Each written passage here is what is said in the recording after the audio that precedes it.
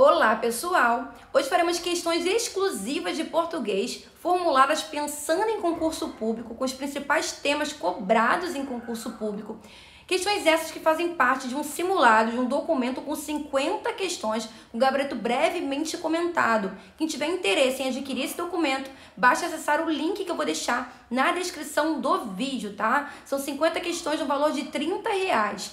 Bom, é um material de apoio, tá? Para estar reforçando nos estudos de vocês, mas aqui no canal também tem vários materiais gratuitos, tá? Várias playlists com simulados de diferentes bancas organizadoras que vocês podem também estar acessando e estarem estudando.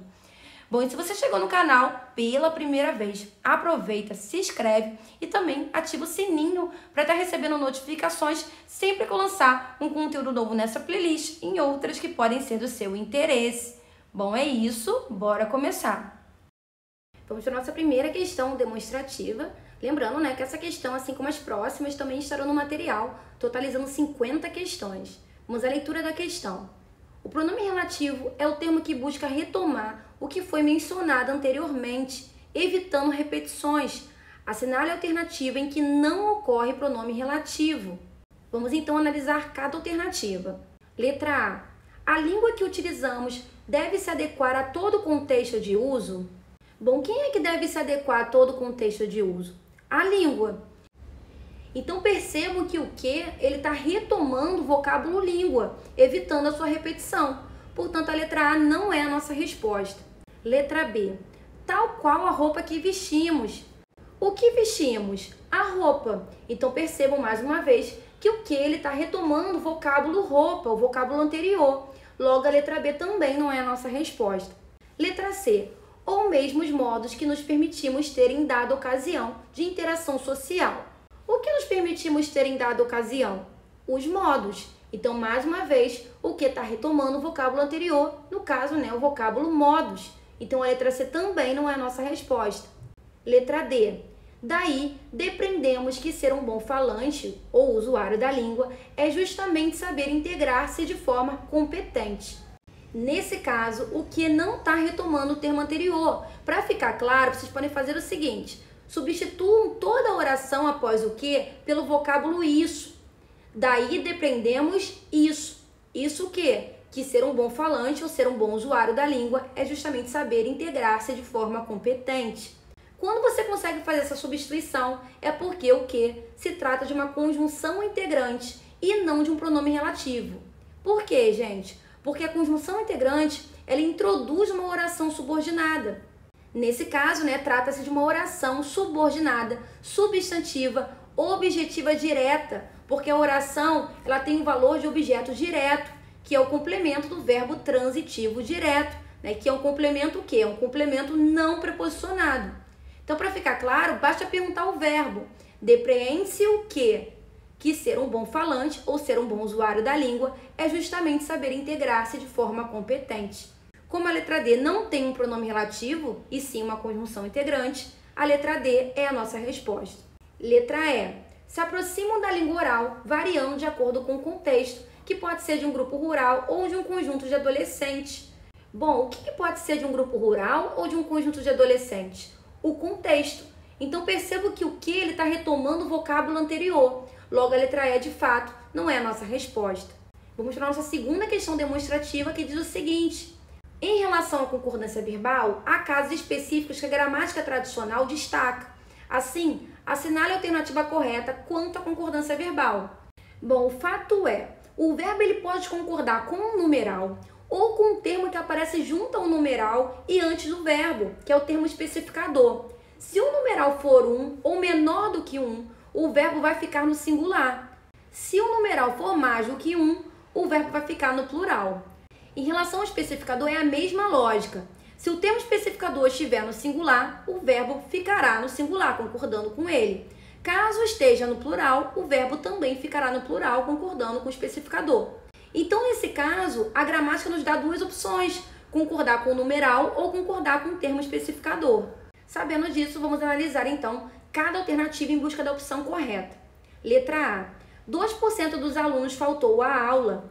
Nesse caso, o verbo faltar deveria ficar no plural. Por quê? Porque tanto o numeral quanto o especificador pedem o plural do verbo. 2 é mais do que 1, logo o verbo tem que estar no plural, concordando, né? Caso concorde com o numeral. Aluno está no plural, logo o verbo também tem que estar no plural, caso concorde com o termo especificador. Então, no final das contas, nessa oração só tem uma opção para o verbo faltar, que é ficar no plural, né? Faltaram e não faltou. Logo, a letra A está errada e não é a nossa resposta. Letra B, 2% faltou à aula. Nesse caso, como só tem numeral antes do verbo faltar, não existe especificador, o verbo faltar ele só pode concordar com o numeral, tá? Portanto, o certo seria 2% faltaram à aula, né? Porque 2 é mais do que 1. Então, pede o verbo no plural. Portanto, a letra B está errada. Letra C, 1% dos alunos faltaram à aula. O verbo faltar, ele está no plural porque está concordando com o especificador alunos. Portanto, a letra C está certa e é a nossa resposta. Só uma observação aqui, ele poderia estar concordando com 1%. Daí ele ficaria no singular. 1% dos alunos faltou à aula. Essa construção também estaria certa. Letra D, 1% faltaram à aula. O verbo faltar ele deveria estar no singular, concordando com 1, porque não tem especificador aqui. No entanto, o verbo está no plural, por isso a letra D está errada. Letra E, 50% faltou à aula. O verbo faltar, nesse caso, deveria estar no plural, concordando com 50, que é mais de 1, ficando faltaram e não faltou, porque nesse caso também não tem um especificador. Logo, a letra E está errada. Vamos fazer a última questão desse material demonstrativo, que diz o seguinte: sabe-se que a transitividade dos verbos pode variar de acordo com o contexto em que aparece. Assim, veja as seguintes orações. A professora está cansada e a professora está na escola. Classifique os verbos de cada uma dessas orações. Bom, o verbo transitivo ele pode pedir um complemento, que pode ter preposição ou não. Quando o complemento tem preposição, o verbo ele é classificado como transitivo indireto.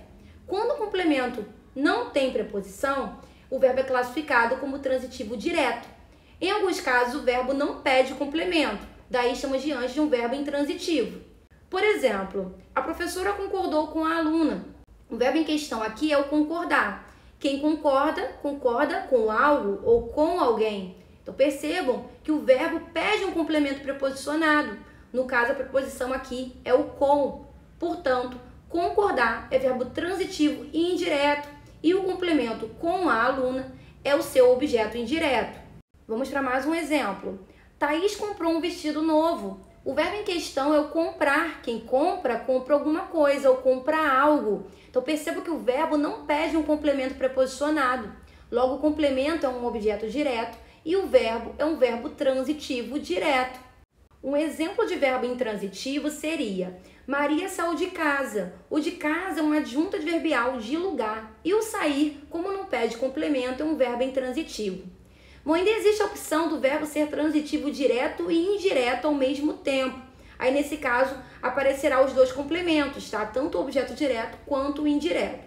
Mais uma situação é quando nós temos o verbo de ligação. Nesse caso, os verbos remetem a estado e não a ação, né? Como o verbo ser, permanecer e estar. É claro que tem que analisar o contexto, tá bom? Sabendo disso, vamos então analisar as duas orações trazidas pela questão. A professora está cansada. Nesse caso, o verbo é o estar, que remete a estado. É como a professora se encontra, o estado em que ela se encontra, que é cansada. Logo, o estar é um verbo de ligação e o cansada é o predicativo do sujeito, que é o complemento do verbo de ligação. E a professora está na escola. Nesse caso, o estar não remete a estado, não remete à condição, e sim à localização, né? Portanto, aqui o estar não se trata de um verbo de ligação, e sim de um verbo intransitivo, que é um verbo que não pede complemento. O na escola, na verdade, é um adjunto adverbial de lugar. Logo, a nossa resposta é a letra B.